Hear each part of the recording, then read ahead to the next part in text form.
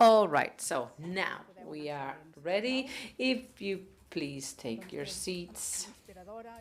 Well, deeply inspiring, the first panel discussion. Indeed, let's recap a little bit. We heard from Berlin. The pandemic was used as as a lab to experiment with street activities, housing policies. They spoke about a more pluralistic public space. Also, along this same vein, from Paris, we heard about more open streets, and they gave us this warning, the alert, the people who were taking care of us during the pandemic could not afford to live in their own city, and that's probably shared among other cities. We also heard that the policies are slow, and that the claim is the people can actually live where they consider that they should live. Lucia Martin from the city of Barcelona started off saying that sometimes we are light years away from other European cities and we should mirror themselves with them. And she advocates that the cities are allowed to innovate. In the case of Barcelona, there are some buildings that have received awards made out of containers, recycled containers, and she mentioned also different cooperatives and different instruments to stop speculation. And just to wrap it all up, we also heard from Barbara Steenbergen. She mentioned that the measures implemented during this time, so stopping the evictions and with affordable housing, that these measures should actually continue after the pandemic. And we heard it before, too many citizens, far too many citizens cannot afford to live in the place they work, and that is actually a shame. Let's move on to the second panel discussion. I'm sure it'll be as interesting. We have with us Jose Miguel Calatayud, project director at Arena Housing Project, and the title of this session is Transparency and Public Data for Evidence-Based Housing Policy Design. The floor is yours, Jose Miguel. Thank you. I hope you can hear me all right, because the face mask and the mic don't go well together. Let's see. Thank you. Thank you, Doiri. Yes, indeed, we are going to discuss data and data management and data mining. And we have here with us two speakers that are very, very relevant. So we have Jordi Bosch, Technical Director at the Barcelona Metropolitan Housing Observatory, then Elena Sanchez from the Basque Habitat Observatory, and joining online, Downey, I hope I'm pronouncing this correctly, says the moderator, Councillor for Housing Policies, Dublin City Council Research and Development Director at the Dublin Housing Observatory. So, of course, we would love to hear about the research. We won't have that much time. They're huge experts, so we will focus on data. I see the word data everywhere. We are bombarded with the word data. I'm a journalist myself, and I've been researching the housing industry from the point of view of data, and I know how hard it is to get hold of reliable data. I also know that they are very useful, and I also know that there is quite an important risk when it comes to interpreting them as we wish or differently. This idea also that we have to face privacy, so having data and respecting the privacy of the data owner. So these are the topics that we are going to discuss with the three panelists now. And I would like to open the discussion with the following questions. I would like to know, when it comes to public policies that are evidence-based, and considering that today data availability and data treatment having been so advanced, what is the number one opportunity that you see in your city, for your city or for your region? What's the main challenge that you identify also? And please describe a real recent case where data have actually allowed for you to elaborate evidence-based public policies. So we'll start with you, Jordi, if you agree. Okay. The floor is yours, Jordi. Good morning. Thank you very much for inviting me. Along the lines of what Jose Miguel was saying, let's start with the opportunities. Opportunities for the Greater Barcelona, also for Catalonia. I would like to be positive and optimistic, and if we take a look back 20 years, well, to be fair, we have now much more information than we used to have 20 years ago. So the amount of information, the quality of information has taken a quantum leap. The research centers and the academicians that work in those and the experts in the field, they were not that very many 20 years ago. Carme Trilla in Barcelona, and not many more people. And today we have the know-how and we have knowledge about the situation, so we have more data. The number of publications has exploded. The number of books and articles and papers being published has boomed. So for many topics, for every topic actually, even here in Barcelona, we probably would find information and quality information published. So that is a difference compared to the past situation. So what is needed? We need to work on this information. The digital technologies have generated a lot of information that has ended up in the hands of the academia, but we have an opportunity there that we don't quite grasp. Any of the procedures, whatever procedure that needs to be done, has a potential that is not being fully exploited. And that's because not all the public authorities, let's say public authorities systems, are ready to be exploited so that the data can be properly analyzed. And we need to analyze this. The housing policies are slow, they are expensive, so every different procedure that needs to be done needs to be improved in as much as possible. Another issue that we face, despite the transparency law, despite the fact that we've made headway in terms of regulations and data transparency, that's not always true. Not all the data are transparent. So many of the data are publicly owned, but not all the data are open. In other countries, these data are anonymized, of course, and they're open, and the different tiers of government, anyone can access them. I'm generalizing, of course. This is maybe a comment, and maybe you don't quite agree if that's not your case, but there's not that much transparency. There's not that much open access, and that goes hand in hand with data protection, of course. These data need to be anonymized, and they need to be strictly well exploited so that we don't breach any of the regulations. And if that were possible for all the data, that would be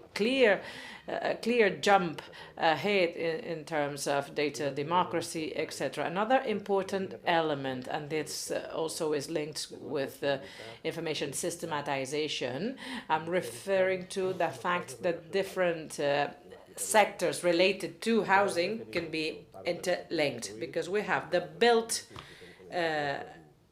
stock, and we need to know about this for energy efficiency purposes, etc. On the other hand, we know about the social and economic profile in the society, and we know about the different ratios, incomes, number of people per household. But this is not always linked with other aspects. The housing market, well, we have information there, but not all the aspects can be linked together. Social, demographical aspects that are more linked to the families, the households, sometimes are detached with economical aspects that have more to do with the market, and the physical aspects that are more to do with buildings, with constructions, with locations. These three things, just to mention a few, sometimes are quite detached. So if those data were open and openly accessible, that would actually be very useful, so that, of course, everything being anonymized, but this could, they should be comparable. So anonymous data, but present in the database, that would be spectacular when it comes to performing a diagnosis, because again, the policies are slow, as I said before, so we need to anticipate in as much as we can. We need to anticipate the market changes, the market needs, so we need to be able to react quickly. And in order to do that, of course, we need information, and we need those different pieces of the puzzle to be somehow linked together. And when Jose Miguel was asking for an example, of course, I could mention quite a few, but I would mention the planning system in Catalonia in terms of housing policies. So housing policies, planning system. We have a sectorial territorial plan that is under development yet, but historically speaking, we have housing plans, and the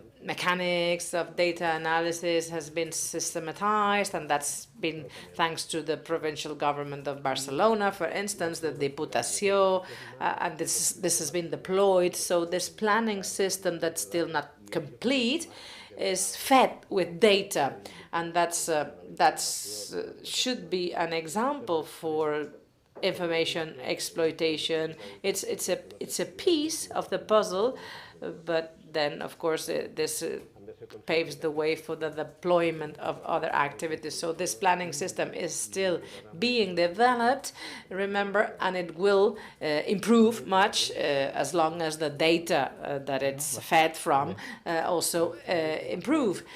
Do I have a few more minutes? Okay, just a few.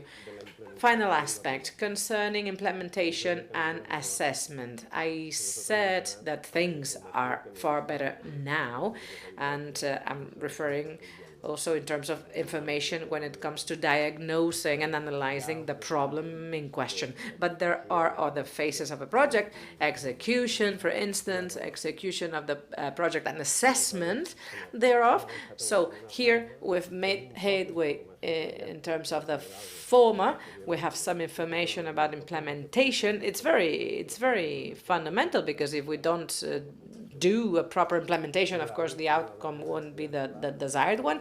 And then the latter should be assessment, and assessment requires information, but in terms of objective achievement, when in the previous stages some elements failed or some things could be improved. So this information is very useful, and this cycle needs to be fed with statistical information, quality statistical information that can be territorialized, because sometimes we have macro data, but if we go down to the districts, to the municipalities, these micro data are not that broad, so we don't quite know what's happening at this lower spheres, to put it this way. What else? Maybe we can discuss about this later. The big data, of course, very, very important. It complements, supplements, and provides a lot of information when it comes to planning for housing policies. But big data, well, I have the feeling that the big data is not going to solve it all overnight. So there is a lot of potential behind the big data, but we need the knowledge.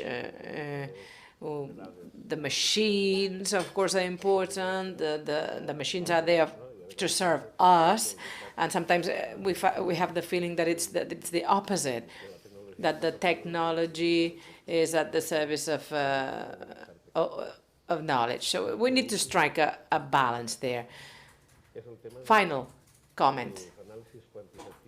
Quantitative and qualitative analysis, because we are here discussing data, ones and zeros, IT, but of course I want to praise the value coming from qualitative research. So in terms of implementation, qualitative research methodologies, and that's not very widely spread, at least here in Catalonia and Barcelona. That's not very generalized, and it actually provides a lot of added value. So it's good that we talk data, but also we need to mention other information that we can draw from research, qualitative research methodologies. Thank you. Muchas gracias porque muchos elementos muy interesantes que nos pueden dar mucho juego en la. Thank you very much for all these interesting comments. This is one of the ideas that I'm taking from this comment. Data is one thing, but in the end, it's persons who need to be able to get the data, make them accessible, and to understand them well. So we need data, but we also need knowledge. And now let's move on to Elena.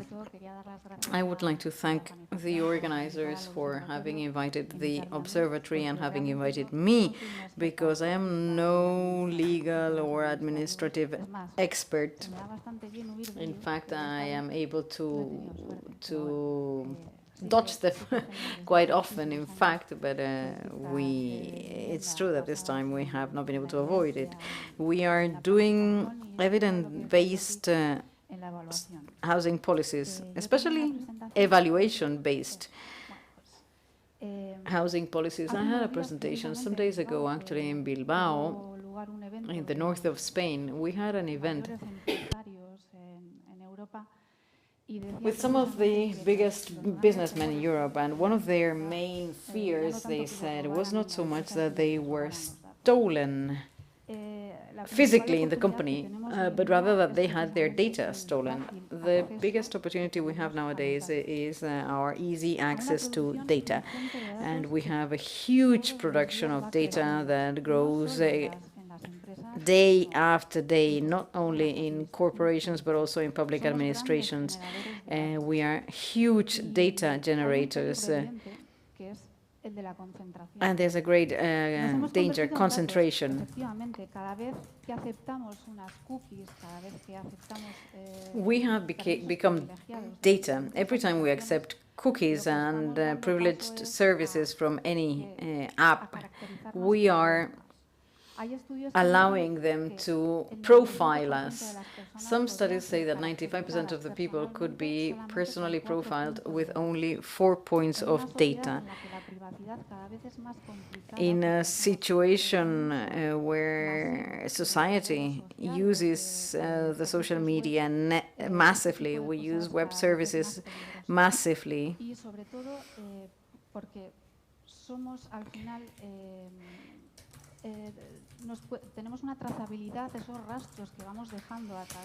so we have this traceability. We leave our footprints in the internet, and this is enough for companies to be able to create profiles. We are a very given product for our companies, not only, but for how long?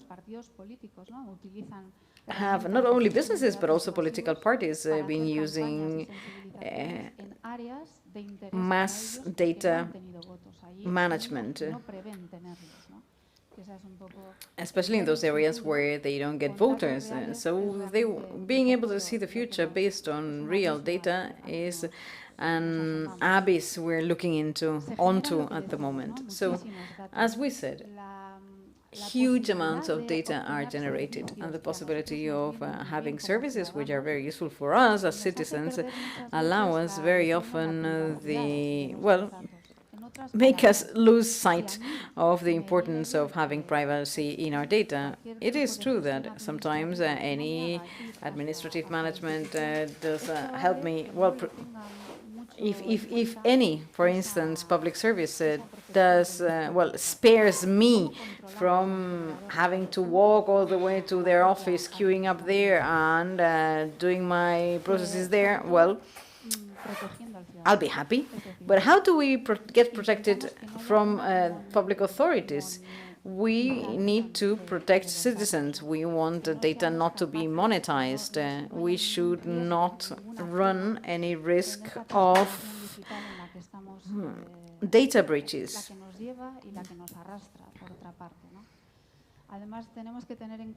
And we need to bear in mind something that we often forget. Whenever an app or a web service provides huge coverage in terms of services and doesn't charge us for it, it means that the product is you. It's your data. You need to be careful about that. The challenge and the opportunity the moderator asked about is that the data-driven model is what we have been doing for many, many years. It's a strategic decision-making based on analysis and interpretation of data.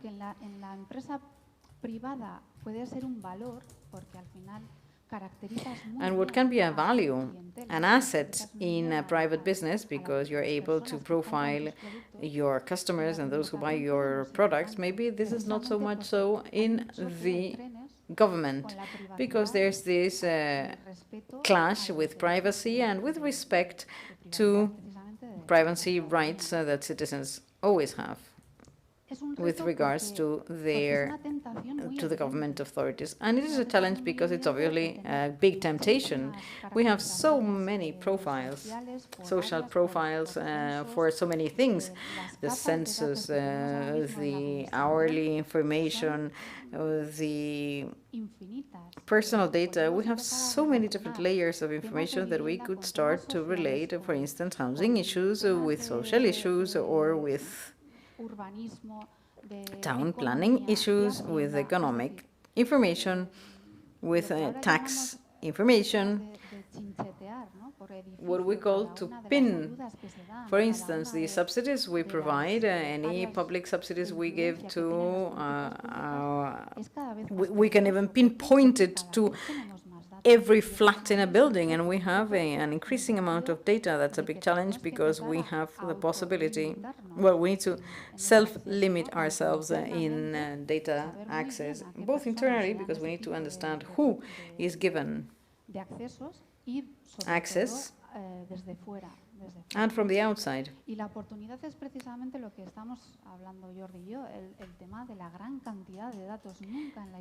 Never, ever in the history of public government we had so much data to reach evidence. We currently drafted the 2021-24 housing plan in the Basque Country, and it is tailor-made because we're based on an initial diagnosis with hundreds of indicators, and that is based on the previous framework plan, with massive participation of citizens in a public survey, 70 odd organizations, thousands and thousands of citizens contributing to the surveys, and so on. So if those strategies are not properly grounded, well, tell me when this happened in any other way. When we had, we've never had better possibilities than now to do that.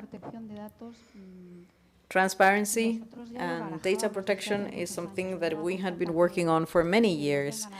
We don't need anyone to come and tell us how we need to be transparent in our public actions. Public government needs to have people need to be more demanding regarding public authorities. We need to be externally audited. And we currently have 3 big data projects which allow us to interpret what we said earlier. We have a huge volume of data in a short period of time, and that allows us to anticipate trends and make strategic decisions. We have 3 Here are two. As you know, in Euskadi, we have the subjective right to housing. It means that we have right to access to housing, and people can go can sue us if that's not the case. So they can go to the judge and have it implemented, and that is a huge pressure on the public housing, protected housing building, because a court can say, well, if you say that people can have their subjective right, and then you are not guaranteeing that, what do you do? So we have 5, 10, and 15-year studies with big data, and in that way we can forecast how many people will have that subjective right, that individual right of claiming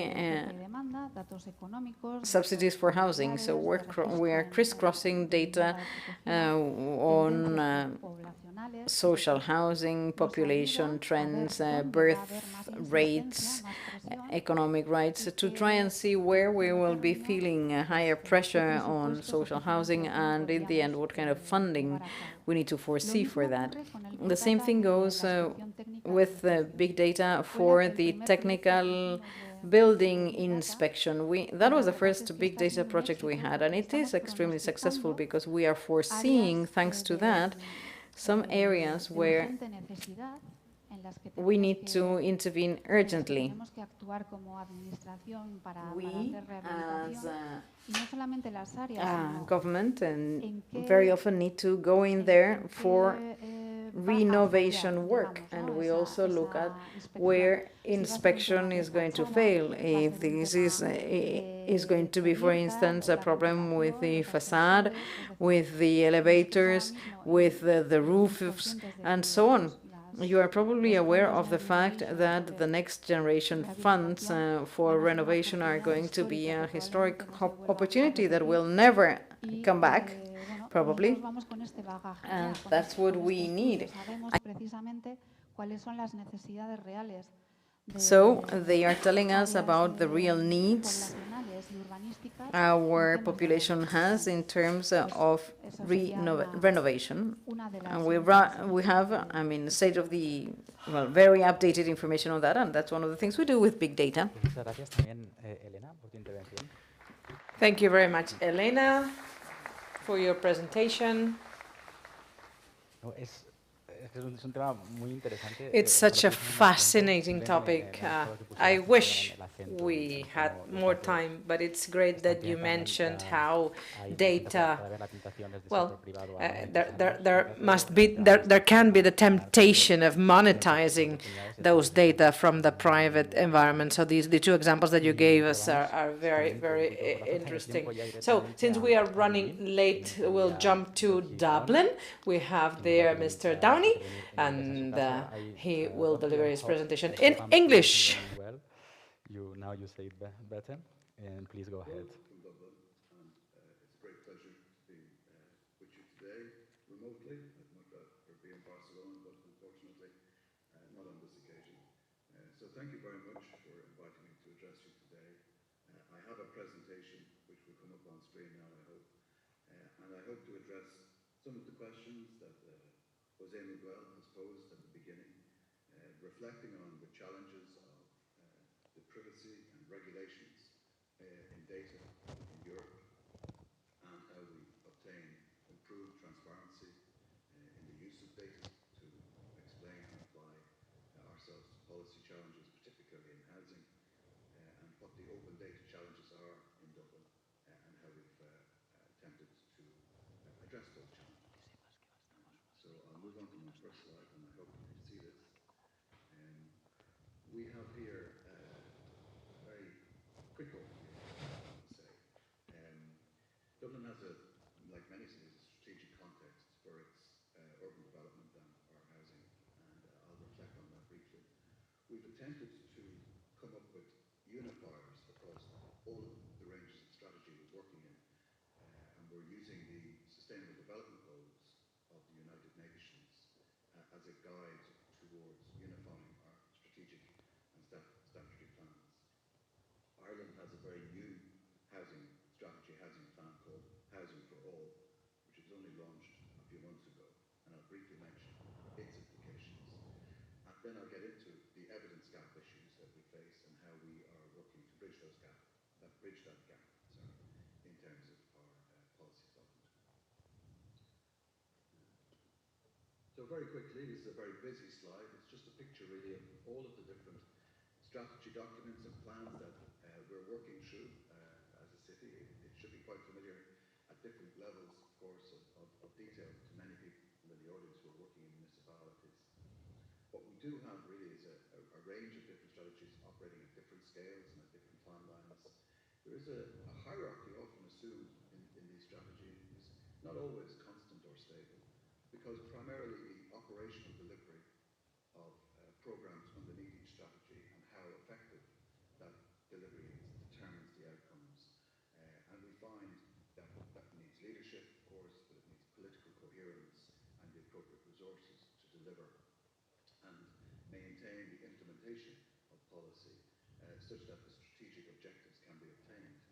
There are always positive and negative outcomes to different forms of strategy and implementation, and some of these impede each other at times.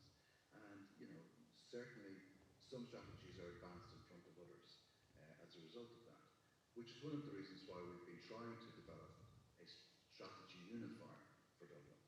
So we've been developing ideas around using the United Nations Sustainable Development Goals to benchmark our strategic development. And we have three examples here that I'm referring to: the Economic and Community Plan, which is an area I'm responsible for; the City Development Plan, which is about the whole land use and zoning and development of the city in all aspects of the city, but we'll talk about housing today; and the Climate Action Plan, which is very new to many cities, particularly Dublin too, and that's under review post COP26 in terms of additional actions, and we have a new climate action budget in terms of carbon targets that we'll be made responsible for. And of course, all of this is very impressive in a rhetorical sense, but it does need hard data and it does need qualitative insight as well, as a previous speaker was referring to, the knowledge to help explain the intelligence and the data that's been gathered here. And the reason it's very important today from housing is that the new housing policy in Ireland, called Housing for All, will emphasise a major multi-annual investment programme from next year to the end of 2030, which is estimated at approximately 4 billion per annum at minimum.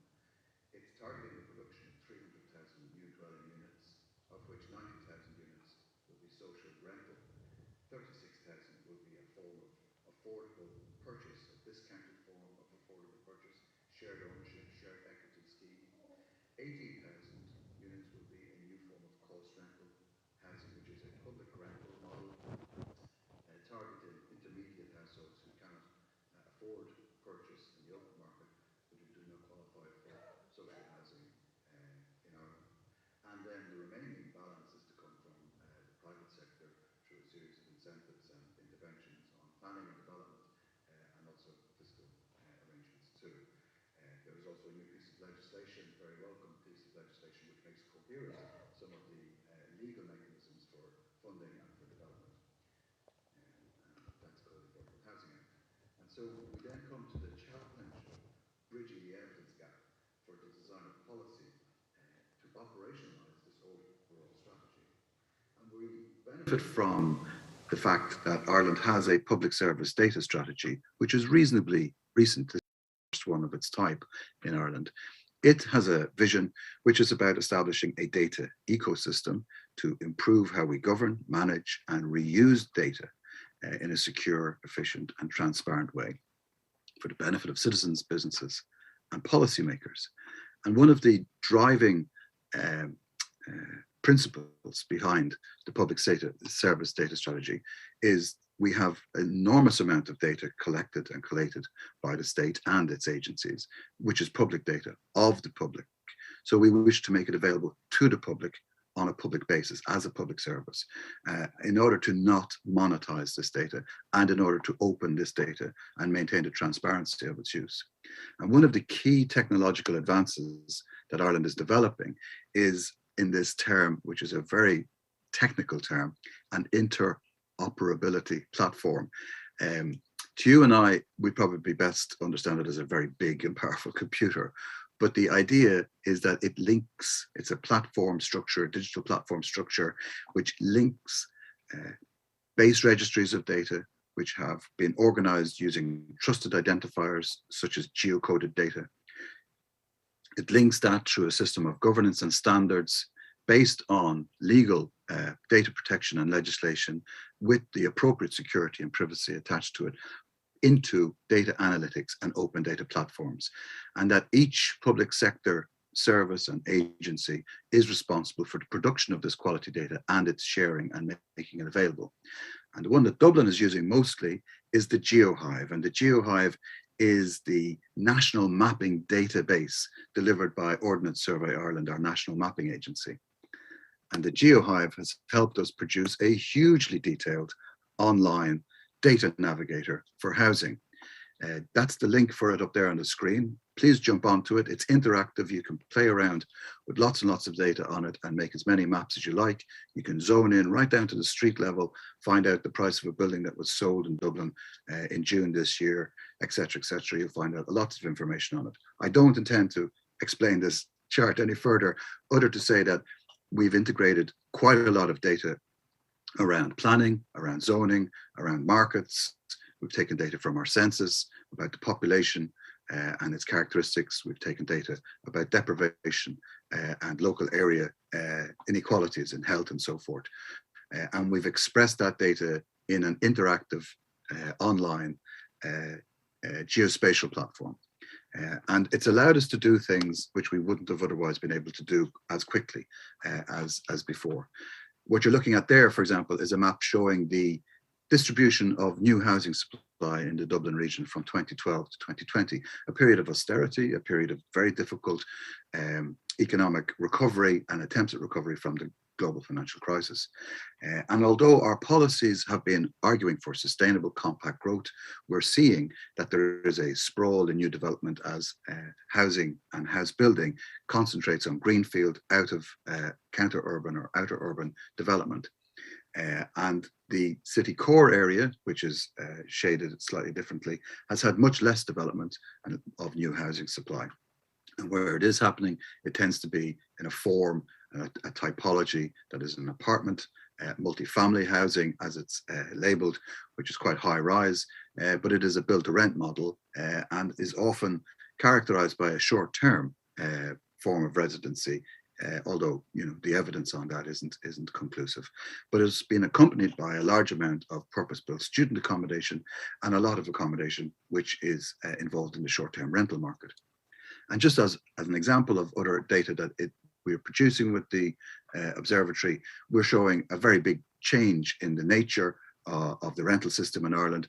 We're showing a change in the traditional mom and pop, sometimes it's called, small investor who owns one or two properties and their distribution is there in that map, to larger companies, institutional investors investing in larger built to rent production in Dublin.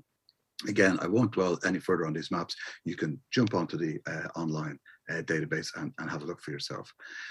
Just very quickly to end with, the data itself is very important to us in how we build our knowledge, as was mentioned earlier, and we've done a number of other bits and pieces over the time using this evidence to bring forward research on finance, on new forms of living, on the shared economy, and on the disruptive technology that is Airbnb.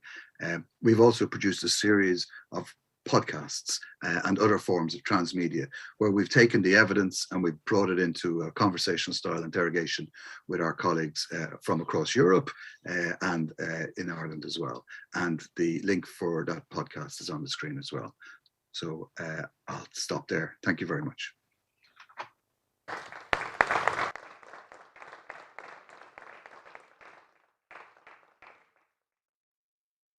Thank you, Dohi, for joining us from Dublin.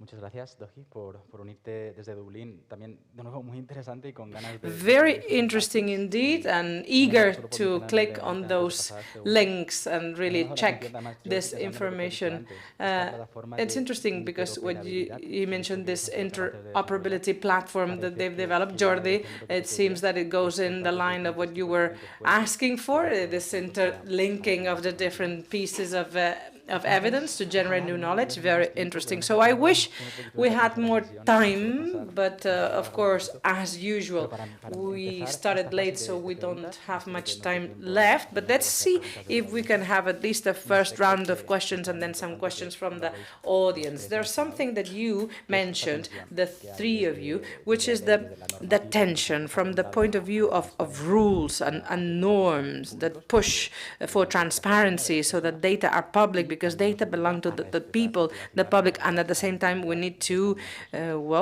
Entonces, esa fight for tensión data inherente, protection, data privacy. cómo So se this afecta en nuestro trabajo inherent diario, tension, si nos how podéis does mencionar this los tres affect you brevemente in your y a ver si podemos daily coger alguna work, de in las your daily principales routine? preguntas desde la Let's audiencia. have a Pues round of empezamos por answers orden first, y and then empiezo we'll yo. try to get a question or two from the audience. Thank you. Yo diría que la meva I would sensació say my feeling is that fonamentalment basically en el temps de this has an la impact disposició de la on informació. when Crec, a mi la sensació we és que receive the information, però en alguns how casos late per or how early. Sometimes there's a little bit of a delay in information availability if we want to comply with transparency rules, but also to make sure that there is no problem with the data and protection rules. And about the speed of availability is important because we're living in a world that is ever changing, and change is fast. Is fast. We've learned it with COVID. If we were to have information faster, we would provide a better answer. We would do better follow-up, and besides what we have discussed, we need to design protocols, administrative protocols, and procedures to make sure that we have availability, transparency, but also data protection for the generation of information. So for any administrative procedure and for any other statistic project, we need to bear that in mind. That would be extremely helpful. It would be helpful to shorten the terms and to shorten the times, especially when reacting to emergencies such as the one in COVID. And that's important for housing because it has lots of instruments. Instruments have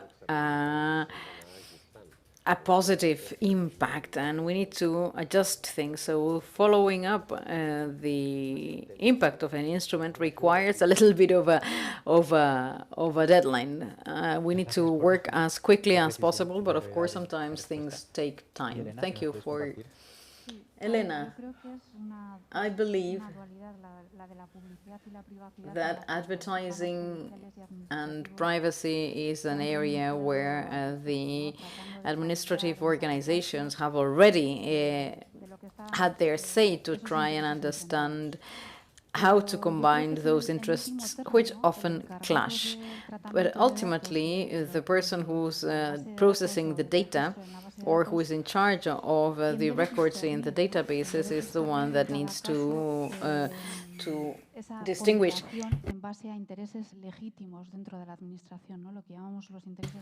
what we call the legitimate interest, which is so relevant for us. I have the feeling, I don't know if it's my feeling, if it's only me, but I have the feeling that sometimes in public authorities believe that they have to, when there's a clash, it's prevalent. Well, the rights to privacy is better than the right prevails over the right to receive information. It's easier. And I think that the public authorities are not very brave on that, because you need to look into the things in detail. You need to interpret things well and see if the person has a legitimate interest in posing that question, for instance. And if we're able to provide the right legal protection to provide that information. So there's often, well, you often lose out on that. in the name of privacy. And privacy regulations have a bearing on whatever we do, and very directly so. And I have a daily battle with these supra administrative structures whenever we have to work with databases and records that, well, personal records. 85% of all the production of the Basque Housing Observatory is information coming from public sources.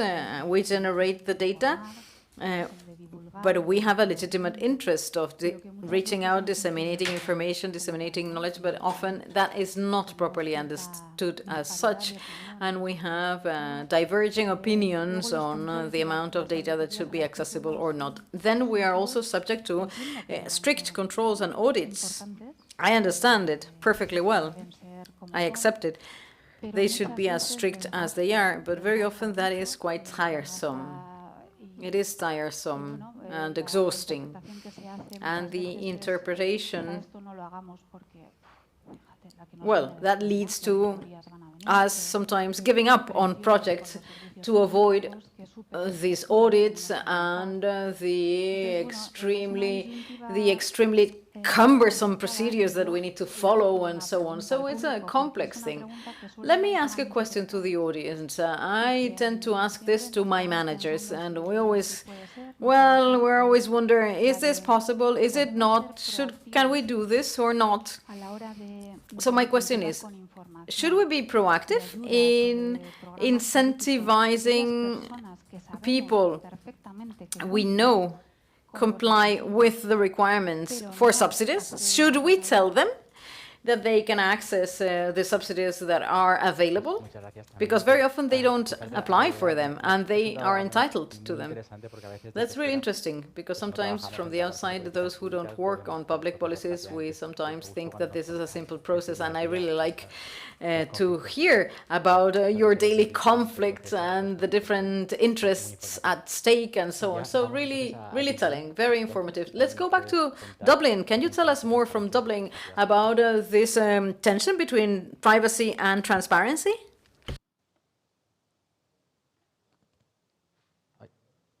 Your mic is off. I think you're muted. Is it possible you're muted? Yeah, no. Yeah, yeah. Thank you. Yes. Okay, thank you.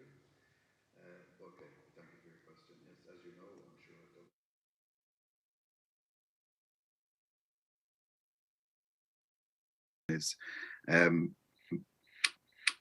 it's matters of both privacy and the regulations that maintain those matters of privacy, but also in terms of transparency and openness in data. We have found mostly that it's the culture of an organization that determines how it performs, both externally in ways of meeting the standards required, being transparent, being proactive in encouraging others to use its data, but also in terms of how it builds its own internal trust and confidence that the standards and systems it's investing in, it's deploying in staff, in mechanisms, in law, etc., are appropriate and up to date. Ireland has some way to go to meet the highest possible standards in all data, but we're very aware of the deficiencies of the recent past in Ireland too. And we're working towards redress at a lot of levels where information has emerged from institutions established earlier on in the history of the state, which is very, very, very difficult information, very powerful, very upsetting, very traumatic information. And the absence of records and the absence of appropriate records and record keeping is itself a denial of certain forms of justice.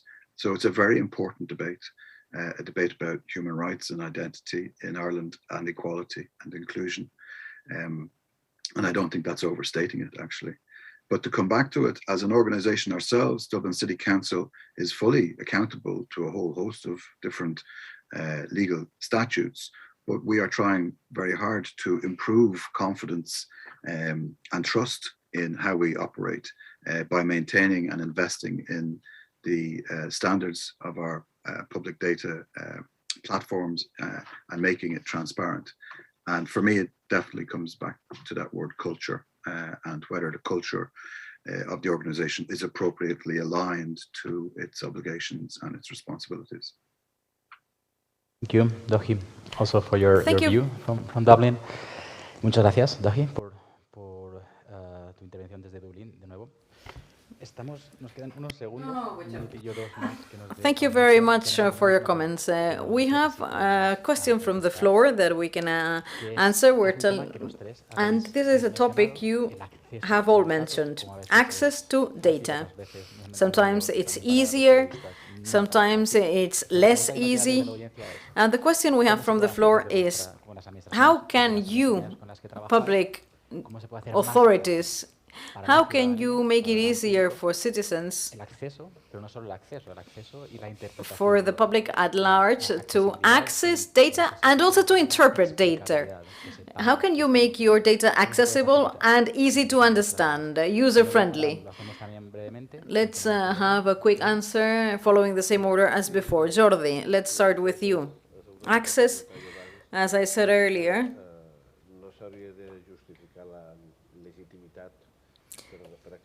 legitimacy to access information should not be justified.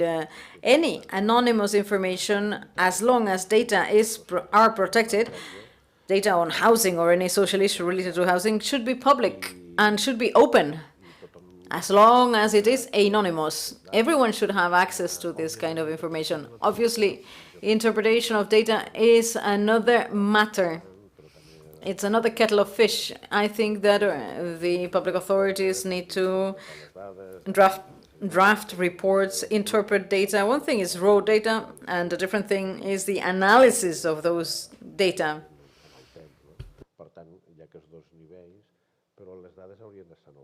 Data should be open. That's my opinion. That's my opinion. Elena, what about you? What do you think? This is a concern that we are always very, very worried about. I don't know any observatory that is not academic, professional, scholarly, statistic. Many professionals in the industry.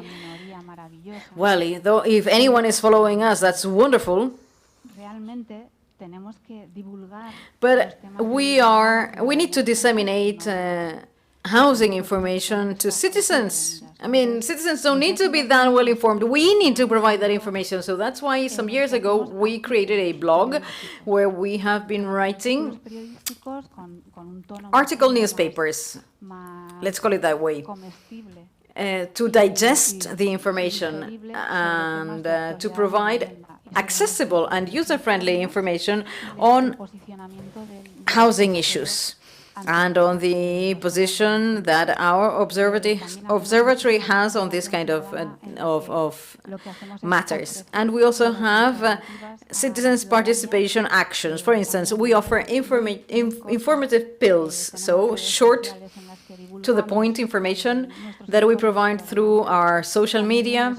We also disseminate reports in a very succinct way to entice people to read a little bit more about this. So, and it works quite well. But I believe that writing article newspapers or short features is useful. Very often the media use them. We've seen that these are published by some of the media almost directly. So this has been a huge difference in my view. But that's where we had to reach out and create a special website to get out of our observatory borders so that people could access that information without being scholars. Yes, even if the authorities need to explain things to citizens, it is true that the media and we journalists are there with that purpose, and sometimes we are not doing our job well enough. And to conclude, I would like to give the floor to Dohi. You mentioned something of the kind of things you do, such a podcast, but tell us, how can you make access to information easier for citizens and make them more understandable? Thank you. Yes, well, we do have some experience in developing live webcasts, blogs, websites, and social media promotion of the Housing Observatory's work, but also more broadly the Council's work in its service delivery. And I think that's actually the way to continue, but to invest in that in a way that, you know, makes it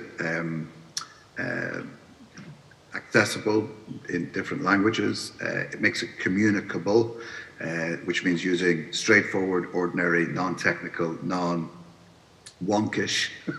I don't know if that word works in translation, non-specialized language.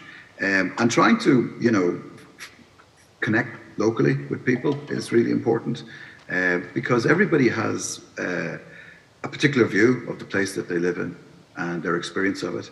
And there's a lot of fascination with the explanation of the local when you start talking to people about how they live and why they live in this place, what they know about it, its history, and indeed what they expect its future might be.